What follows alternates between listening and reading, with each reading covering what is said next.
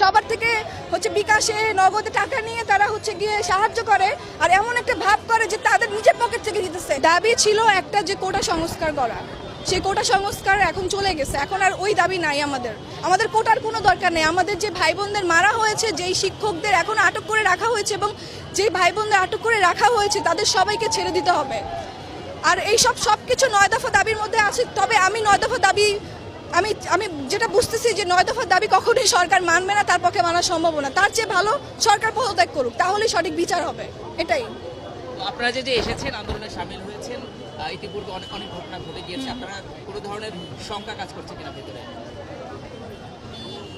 না, কোনো কিছুই কাজ করতেছে না, কোনো ভয়ভীতি কাজ করতেছে না। যদি ভয় পেতাম তাহলে এখানে এসে দাঁড়াতাম না। ভয় এখন দূর হয়ে গেছে। আমরা এখনো পর্যন্ত স্বাধীনতা পাইনি, এখনো অনেকে ভয় পাচ্ছে, ঘরের মধ্যে বসে আছে। আমি চাই যে আজকে সবাই